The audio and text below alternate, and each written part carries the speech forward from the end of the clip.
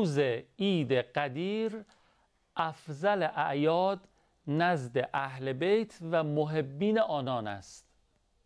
روز عید قدیر افضل اعیاد نزد اهل بیت و محبین آنان است. دو تا نکته عرض بکنم. اول اینکه یادم نرفته امشب شب ولادت امام هادی علیه السلام و نکته دوم اینکه گفتم این فرمایش امام هادی رو عرض بکنم درباره عید قدیر که هم دل ایشان رو به دست آورده باشم، هم پلی باشه برای اینکه ما بحثمون رو ادامه بدیم که از شب‌های قبل شروع کردیم به مناسبت عید سعید قدیر محضر حجت الاسلام و المسلمین طباطبایی نژاد عزیز. آقا سلام علیکم. علیکم السلام و رحمت الله. خیلی متشکرم از شما.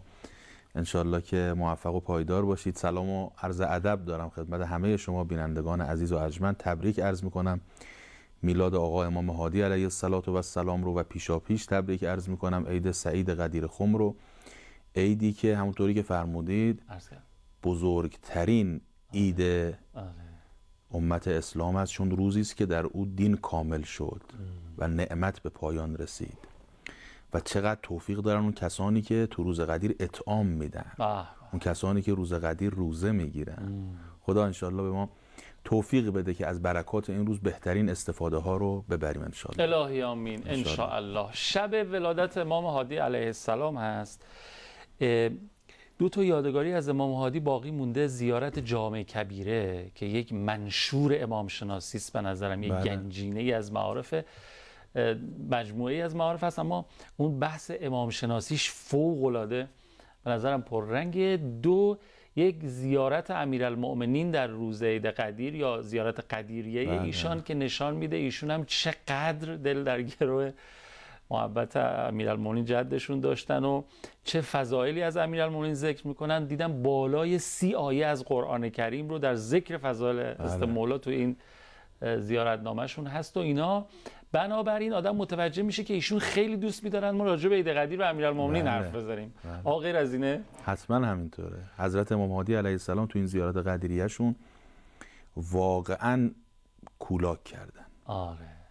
من خودم آقای قوانی گاهی توفیق دارم مشرف میشم نجف اشرف، حتما زیارت قدیریه رو میخونم. خوش به سعادت. حتما زیارت قدیریه رو اصرار دارم که بخونم چون لذت میبرم از این زیارت. حالا شما فرمودید 30، اما در مجموع آیاتی که در این زیارتنامه استشهاد شده با تلمیحاتش با اقتباساتش 78 آیه است. عجب. و فکر میکنم نزدیک 20 حدیث نبوی هم در این زیارتنامه هست. زیارتنامه پر از معرفت، یعنی خط به خطش معرفته، خط به خطش تاریخ اسلام. یعنی امیرالمؤمنین کسی میخواد بشناسه بیاد زیارت قدیریه بخونه. زیارت قدیریه از امام هادی و سند خوبی هم داره این. آره. یعنی اصلا این دو زیارت، یعنی زیارت جامع کبیره هم همینطور از قوی ترین و دقیق ترین وجود مقدس امام هادی علیه السلام هم امیرالمؤمنین رو به ما شناساندند با زیارت قدیریه، هم مقام امامت رو به ما شناساندن با زیارت جامع کبیره. خیلی خوب، عالی بود، دست شما درد نکنه. خب ما این آخرین شبی که خدمت حاج آقای طباطبایی نژاد هستیم، انتظارات امیرالمؤمنین از شیعیان رو داریم بررسی میکنیم با توجه به حکمت 82 اخوالقرآن نهج البلاغه شریف که فرمودن امیرالمؤمنین 5 چیز رو سفارش کردن، تاکید داشتن. اولیش امید فقط به خدا باشه، دومیش از چیزی نترسیم اما از گناه بترسیم. اینجاییم هنوز. بله. من دوست دارم در ذیل این فقره یه جریانی رو نقل کنم که این جریان رو بنده مستقیم از یکی از علما شنیدم و حالا توضیح عرض میکنم خدمت بینندگان عزیز و ارجمند. آیت الله عظما سید جمال الدین گلپایگانی یکی از مراجع بزرگ شیعه در نجف اشرف بودن. ایشون تو جوانی تحصیلاتشون رو در اصفهان انجام دادن و تا 24 سالگی تو اصفهان ما بودن. خلاصه هم بحث با آیت الله عظمای بروجردی بودن و 24 سالگی ایشون هجرت میکنه به نجف. 10 سال شاگرد مرحوم آخوند خراسانی بوده و بعد از مرحوم آخوند 30 سال شاگرد میرزای نائینی بوده. به جرئت میشه گفت مرحوم میرزای نائینی در میان شاگردان خودش هیچ کسی رو به اندازه سید جمال الدین گلپایگانی قبول نداشته. از تعابیری که مرحوم نائینی در اجازاتش نوشته این برمیاد. به هر حال بعد از مرحوم آیت الله عظمای نائینی آسد جمال الدین به مرجعیت میرسه. ایشون شاگردان متعددی داشته. یکی از شاگردان ایشون مرحوم آیت الله تهرانیه، سید محمد حسین تهرانی، که تو افواه مردم معروف به علامه تهرانی. بله. صاحب کتاب معاد شناسی، الله شناسی. بنده مستقیم اینو از خود آقای تهرانی شنیدم. این قصه‌ای که دارم تعریف میکنم رو مستقیم از خود آقای تهرانی شنیدم. البته الان صدای ایشون ضبطش هست و تو کتاب معاد شناسی هم ایشون مکتوب کرده. ایشون میگفتن ما تو نجف که بودیم، استاد ما آسد جمال الدین گلپایگانی یه خانه بسیار محقری داشت تو سوق الهویش نجف. سوق الهویش نمیدونم خاطرتون هست یا نه، از باب القبله امیرالمومنین که میاد بیرون هنوز به شارع امام صادق نرسیدید، یه سردر کوچکی زدن قدیمی، سوق الهویش. هنوز این بازار هست، خیلی بازار قدیمی. استاد ما سید جمال الدین گلپایگانی یه خانه محقری داشت تو سوق الهویش. من هفته یکی دو مرتبه میرفتم خدمت ایشون و یکی دو ساعتی میشستم از محضر ایشون استفاده میکردم.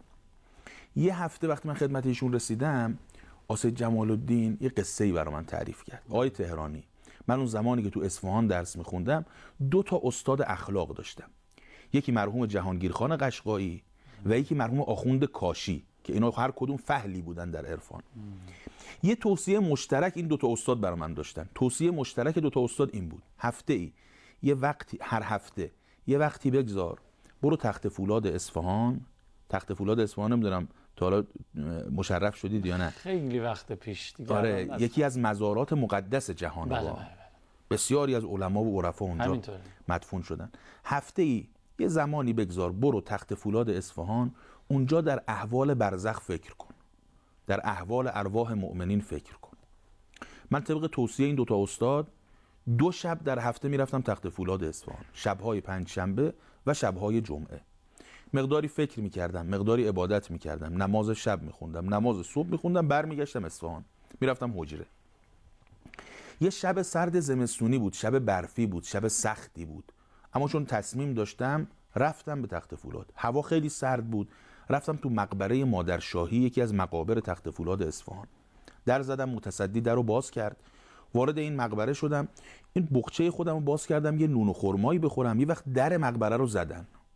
متصدی رفت درو باز کرد. دید یکی از نزدیکان صاحب مقبره از دنیا رفته. جنازه رو تحویل دادن به متصدی. گفتن تا صبح کنار این جنازه قرآن بخون. صبح ما میایم برای مراسم تجهیز و تدفین این میت. تا اینجا قشنگ داستان جا افتاد دیگه. خب آسد جمال الدین میگه منم تو جوونی این بخچه خودم رو باز کردم، نون و خرمامو بخورم. یه وقت دیدم آنچنان نعره‌ای از این میت بلند شد که تمام تخت فولاد شروع کرد بلرزیدن. و آنچنان گرزه هایی بر این میت فرود می آمد که تو آسمان شعله زبانه می کشید. من با دیدن این صحنه، آسد جمال الدین داره به علامه تهرانی میگه، بنده مستقیم دارم از آقای تهرانی نقل میکنم. من با دیدن این صحنه بدنم به لرزه افتاد، دهنم قفل شد، دیگه نمیتونستم صحبت کنم. با اشاره به صاحب متصدی مقبره گفتم که من میخوام خارج بشم از مقبره. گفت نمیشه، الان سرد، برف، گرگ، خطره، نمیشه بری بیرون. خودم رو کشان رسوندم پشت در این مقبره. این فهمید من خیلی اصرار دارم برم، اومد در مقبره رو باز کرد. رفتم حجره، اما چه رفتنی! تو راه چندین بار به زمین خوردم، چندین مرتبه زمین افتادم، تا اینکه بالاخره رسیدم به حجره. آقای تهرانی، من سید جمال الدین گلپایگانی در اثر این حادثه 1 هفته مریض بودم، در اثر اینکه یک صحنه ای از عذاب یک شخصی به من نشون دادن. من نمیدونم این آدم کی بود، حاکم جور بود، رشوه‌خوار بود، رباخوار بود، نگاه حرام داشت، غذای حرام میخورد، ارتباط حرام داشت، اینا رو نمیدونم. اما فقط اینو میدونم در اثر یه نگاه به اتفاقی که برای او افتاد 1 هفته من مریض بودم. امیرالمومنین تو نهج البلاغه میفرماید فانکم لو قد عاینتم ما قد عاین من مات منکم. شیعیان علی، اگر میدیدید آنچه مردگان شما دیده اند، لجزعتم و وهلتم و سمعتم و اطعتم. اگر میدیدید اون حقایق رو، دیگه دستور خدا میشنیدید، گوش میکردید. دیگه وقتی میگفتن حجاب واجبه میگفتی چشم، نماز واجبه میگفتی چشم، شراب حرامه میگفتی چشم. لسمعتم و اطعتم. این که گوش نمی‌کنید به خاطر اینکه آثار این اعمال رو نمی‌بینید. اگر آثار این اعمال رو می‌دیدید، فرزند مرحوم آسد جمال الدین گلپایگانی، باز اینو من از خودشون شنیدم، میگفت گاهی پدر من میشه این دعا رو میکرد، میگفت خدایا ای کاش من گیاه خلق شده بودم و مبتلا به گناه نمیشدم. انقدر گناه عظیمه، معروف دیگه. اینو شاید همه بسیاری از بینندگان عزیز ما این رو شنیده باشن، چون صدا و سیمام یادمه یه زمانی مستند این رو پخش کرد. آخر عمرش آسد جمال الدین گلپایگانی برای عملی میاد ایران، میاد تهران. پروفسور عدل جراح ایشون بوده با یه تیم پزشکی. ایشون به خاطر یه شبهه فقهی که ظاهرا داشته میگه وقتی میخواید منو جراحی کنید منو بیهوش نکنید، به من خبر بدید فقط. اول انکار میکنن، بعد ایشون اصرار میکنه، قبول میکنن، به ایشون خبر میدن. ایشون یه اذکاری میگه انگار از این عالم رفته. عمل میکنن، شکم رو باز میکنن، جراحی میکنن، میدوزن. بعد ایشون اذکارش تموم میشه، کم کم متوجه درد میشه و ایشونو منتقل میکنن به بخش. اینو عرض کردم، این داستان پروفسور عدل رو صدا و سیما پخش کرد، مستندش هست. از قصه های دارای اعتباره. درست. کسانی که اون قضیه رو دیدن هنوز هستن شاید بعضیشون. بله، ایشون یکی از کسانی که تو تیم پزشکی پروفسور عدل بود، ایشون گفته بود که من تو باورهای دینیم شک کرده بودم، تو معاد، تو قرآن، تو رسالت، تو امامت، تو نبوت شک داشتم. این اتفاق که افتاد دیدم ایشون با یه اذکار خودش رو از بیهوش شدن بی‌نیاز کرد. این مثل یه پتکی خورد به سر من واقعا به هم ریختم. نکنه واقعا حقایقی در این عالم هست و من نمیدونم. منتظر شدم ایشون رو که منتقل کردم به بخش. یه روزی تنها بود، رفتم خدمتش، گفتم حاج آقا این اتفاقی که افتاد منو تکون داد، حقیقتش اینه که من شک کردم در اعتقاداتم. میگه ایشون یه نگاهی با خشم، با اخم به من انداختن، گفتن که چی میخوای؟ گفتم میخوام منو نجات بدید از این شک. گفتن اگه بهت بگم عمل میکنی؟ گفتم بله حاج آقا عمل میکنم. فرمود گناه نکن. گناه نکن. میخوای ایمانت قوی بشه، نمیخواد بری برهان صدیقین بخونی، نمیخواد بری برهان امکان وجود بخونی، نمیخواد بری براهین نظم بخونی، نمیخواد بری براهین اثبات خدا و معاد و قیامت و امامت رو بخونی. نه، علت ضعف ایمان تو این چیزا نیست. علت ضعف ایمان تو یه چیز، گناه کردی. گناه دلتو آلوده کرده. دلی که آلوده شد مایل به شک میشه، مایل به کفر میشه. دلی که پاک موند مایل به ایمان میشه. مکرر من شنیدم خدمت بزرگان اولیای خدا رسیدن، مثل آیت الله قاضی، مثل آیت الله بهجت، دیگر بزرگان دستورالعمل‌هایی خواستن برای سیر و سلوک و اینا، دو کلمه بیشتر نفرمودن. مثلا آقا انجام واجبات، ترک محرمات. ترک محرمات یعنی گناه نکردن. همین این تو رو میبره به اونجایی که باید ببره، میرسونه. ولی ماها بعضی وقتا به این مهمترین چیزی که اتفاقا خواسته قرآن و خدا و اهل بیت و پیغمبر و ایناست از ما توجه نمی کنیم، به دنبال چیز دیگه ای میگردیم. در صورتی که اگه این انجام بشه، به نظرم چون که 100 آمد 90 هم پیش ماست. خدا میدونه چقدر گناه نکردن آقای قوامی راحته. اولش سخته، اولش قدم برداشتن سخته. شما یه مدتی اگه برنامه تو جوری تنظیم کردی که گناه تو زندگیت نباشه، عادت میکنی به گناه نکردن. حالا من اجازه بدید اینو از شما نپذیرم، اینجا هرچی گفتین پذیرفتم، ولی اینکه خدا میدونه گناه نکردن چقدر راحته، اینو اجازه بدین عرض کردم. یا بذارید بهتر بگم، پس صبر کنید. بذار حالا من با این به قول ما تلویزیونی دیالوگی که من گفتم یه ذره فرصت فکر کردن داشته باشیم، بریم برگردیم راجبش باز با هم صحبت میکنیم. بفرمایید، خواهش میکنم. قرآن به جز از مدح علی آیه ندارد، ایمان به جز از حب علی پایه ندارد. گفتم بروم سایه مهرش بنشینم، دیدم که علی نور بود سایه ندارد. این حضرت نور ما رو به 5 چیز خیلی توصیه کردن، انتظاراتشون از ما شیعیان، که امیدتون فقط به خدا باشه. نکته دوم این که از هیچ چیزی نترسید، فقط از گناه بترسید. 3 مورد دیگه هم باقی مونده که قراره بشنویم. منتها تو این بخش دوم آقای جمله فرمودن، گفتن آقای قوامی خدا میدونه که چقدر گناه نکردن راحته. عرض کردم اجازه بدید من اینو نپذیرم. گناه کردن رو قبول میکنیم که خیلی راحته، ولی گناه نکردن سخت. بله، در حقیقت من جمله‌مو درست کنم. خدا میدونه که گناه نکردن چقدر راحت میشه. آها. یعنی اگر آدم وارد مسیر گناه نکردن و تقوا بشه، کم کم احساس میکنه چقدر لذت داره که گناه نمیکنم و از گناه نکردن لذت میبره، از تقوا لذت میبره. یعنی خداوند متعال ما رو اینطور هدایت میکنه، روح ما رو، قلب ما رو اینطور هدایت میکنه که حبب الیکم الایمان، ایمان و شؤون ایمان در قلب ما محبوب میشه، در جان ما محبوب میشه. و کره الیکم الکفر و الفسوق و العصیان، به جایی میرسید که خدای متعال گناه رو، فسق رو، عصیان رو، کفر رو مبغوض وجود شما قرار میده. همین داشتم. میدونید موقعی اتفاق میفته که لذت و طعم شیرین گناه تبدیل به سختی، دشواری و طعم تلخ بشه و اون ایستادگی در مقابل گناه جلوه کنه. بله. خوش طعم باشه. بله. آره، حالا خدا کمک بکنه شروعش بکنیم، بعد انشالله خدا هم برکت بده و بتونیم هر کسی، من حتما گناه دارم تو زندگی، هر کس هم بگه ندارم فکر می‌کنم. ما 14 نفر فقط داشتیم. انشالله خداوند متعال ما رو حفظ کنه از گناه و گناهانی که تا حالا مرتکب شدیم و به کرم خودش ببخشه. آره واقعا. به برکت امیرالمومنین، به برکت نام امام هادی، به دعای امیرالمومنین انشالله خداوند متعال ما رو پاک کنه و پاک از این دنیا ببره. الهی آقا 3 مورد دیگه مونده، اینا رو می‌خوایم چون وقتمون کمه، من خیلی سریع تیتروار بفرمایید یا فهرستوار بگیم بهتره این 3 مورد رو اشاره میکنم. مورد سوم، ولا یستحین احد منکم اذا سئل عما لا یعلم ان یقول لا اعلم.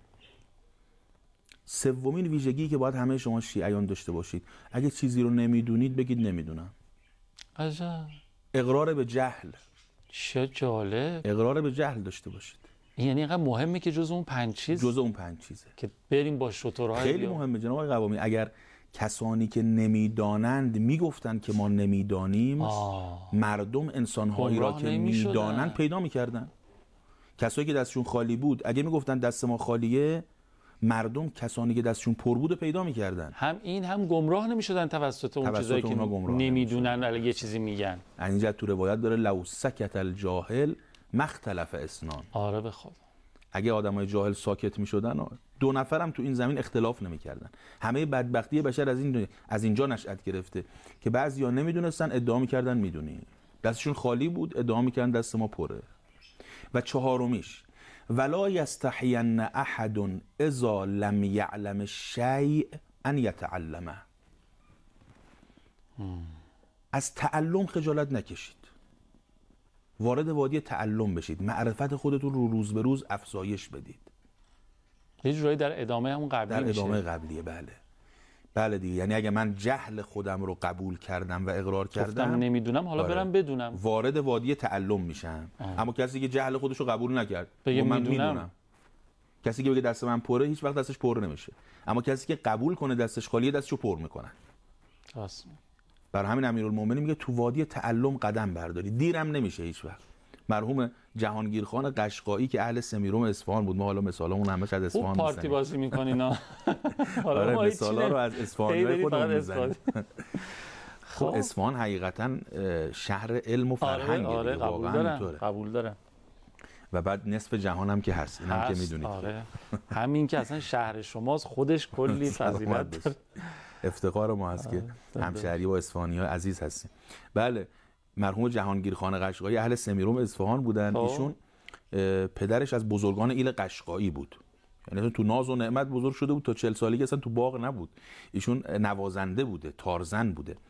40 سالگی میگن این تارش خراب میشه، میاد اصفهان که تارشو بند بزنه، تعمیر کنه. وارد بازار اصفهان میشه، یه پیرمردی رو میبینه، میگه حاج آقا این تار من خراب شده، کجا تار رو تعمیر میکنن، کجا تار رو بند میزنن؟ اون پیرمرد صاحب نفس میگه مواظب باش تار دلت پاره نشه. آخه برو تار دلتو بند بزن. حاج آقا کجا تار دلو بند میزنن؟ تو این مدرسه ملا عبدالله تار دلو خوب بند میزنن. برو تار دلت رو با رشته محبت خدا و اهل بیت بند بزن. وارد حوزه علمیه میشه، تکون میخوره. گاهی حاج آقا یه مصیبت، یک نصیحت ها اگه از آدم باشه. آره اگه از آدم صاحب نفس باشه تکون میده، مسیر زندگی آدمو عوض میکنه. نمونه‌هاشو زیاد داشت. جهانگیر خان قشقایی اومد و خاک حوزه گرفتش. یه نامه‌ای نوشت برای پدر مادرش، من میخوام اصفهان بمونم، میخوام طلبه بشم. آخه اومد 40 سالگی طلبگی شروع کردش و همون جهانگیر خان قشقایی